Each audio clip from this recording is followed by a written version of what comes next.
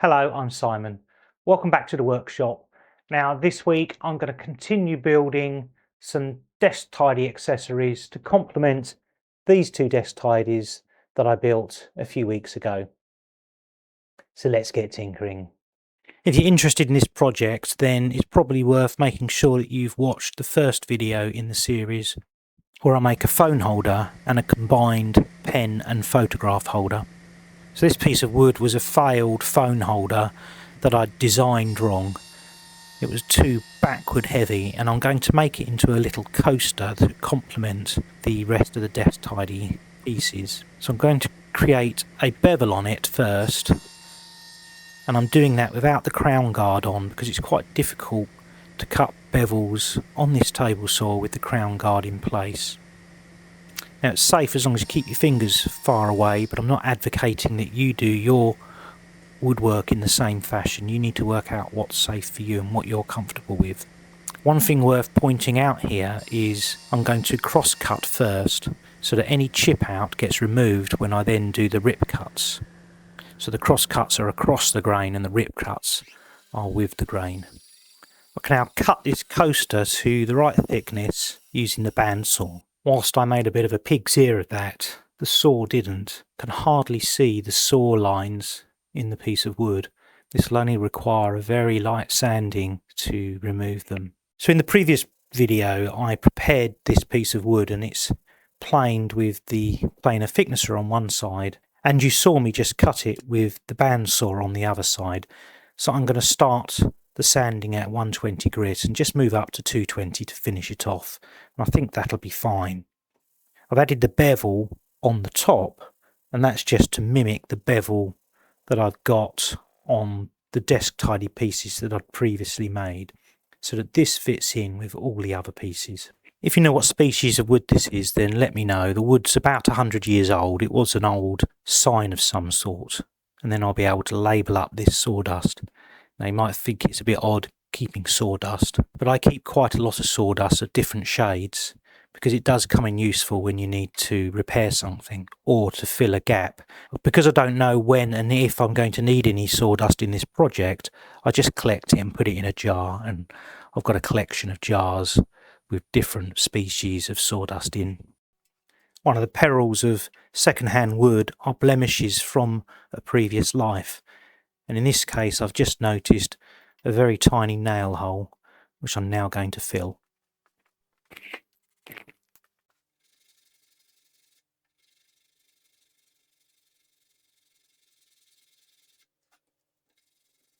Now it's almost invisible. This coaster is all but finished. It's a very simple piece, obviously. I'm just going to add a sticky back felt base to it so that it doesn't scratch anything that it's sitting on. I'll finish this with Danish oil, but I'll do that when I've built the other pieces. So the other two pieces I'm going to be making from these two blanks. Now I made these blanks in the previous video, so I'm not going to go over it again. But if you're interested to know how I made these blanks, then have a look at that video. They're 86mm by 86mm. That is about 3.5 inches on a side, and they've got a 2mm bevel all around the top. I mark up the pieces before moving on to the next step. I need to create a cavity in both these pieces, so I've set the table up on the pillar drill so that I'll go to the depth that I want to go to, and I then created a little jig so that I can just rotate the whole thing 90 degrees each time and drill 4 holes with this 40mm Forstner bit, and that will take out most of the material that I need to remove. The last time I used this Forstner bit was when I made some little tea light candle holders for Christmas. I made them out of cherry. I've got a video on that if you're interested. And I do exactly the same with the other piece. I now need to chisel the rest out. Now I'm no expert when it comes to using a chisel, so if you want to laugh with me at how rubbish I am at this, then feel free to, because I really don't think I'm particularly good. But I sort of figure that the more I do it, the better I get. I guess there will come to a point where I'll actually need some expert tuition to fix all the bad habits that I've got and all the wrong ways that I'm doing things. But this seems to be working okay. And if you have any tips for me about chiselling, then leave them in the comments. I'd love to read them.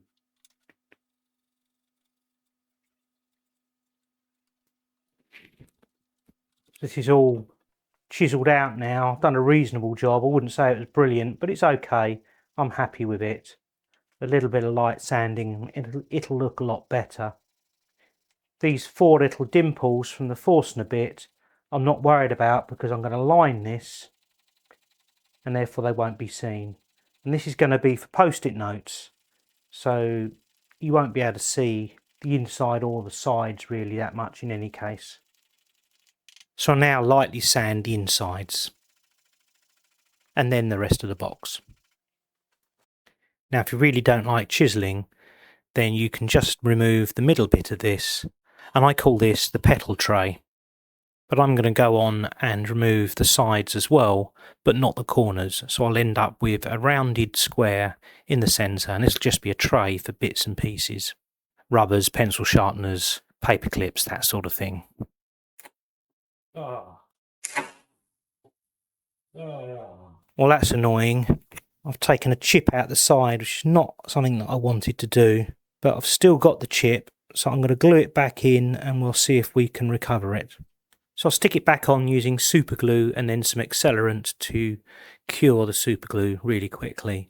I'll tidy it up and sand it and so on when I'm ready to sand the rest of it after I've finished all the chiselling. Now if you've got this far, then you're probably enjoying the video, so why not subscribe if you haven't already? And if you are enjoying it, then why not leave me a thumbs up? It makes a big difference to a small channel like this. And if you know anyone that might like this video, then feel free to share it with them. You just click the share button and follow the instructions.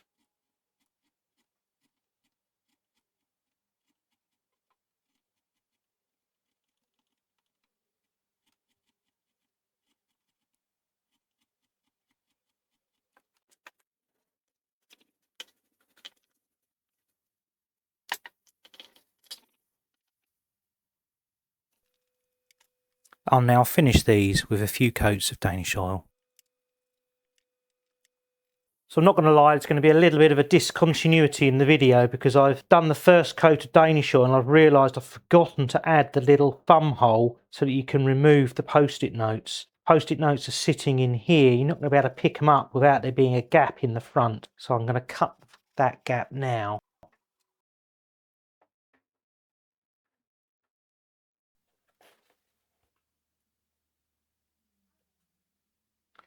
I'm thinking how best to finish the inside here because it's a bit messy. My initial thoughts were I'd put a piece of this sticky back felt in there. I think that'll look quite nice and it'll hide the mess underneath. But then I thought perhaps I could use a little bit of veneer and make a little plate that sits inside to hide the mess of the box. So I'm going to try that. My backup plan, if that doesn't work, is a little bit of sticky back felt. This is not something I've done before, which is why I'm unsure if it'll work or not.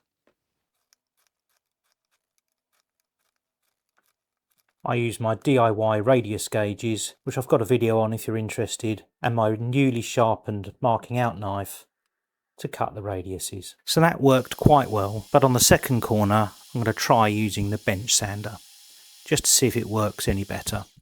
Well, that felt like it was a lot more controlled, so I carry on with the other 2 corners. And now I'm ready to glue it.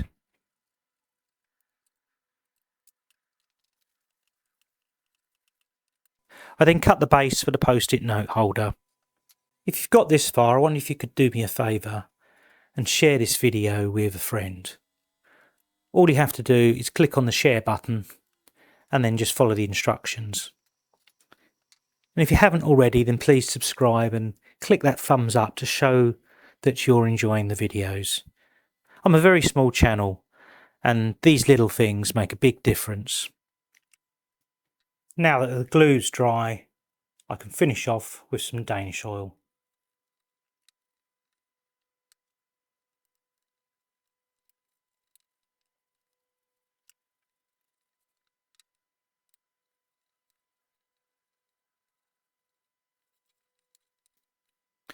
Finally, I add some felt to the base.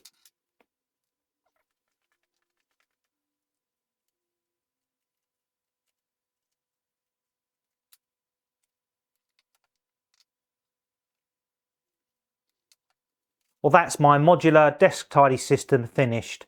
If you didn't watch the first video on how I made the phone stands and the pen stand, then have a look up here. If you're interested in how I made my lightweight tool tote, then have a look over there.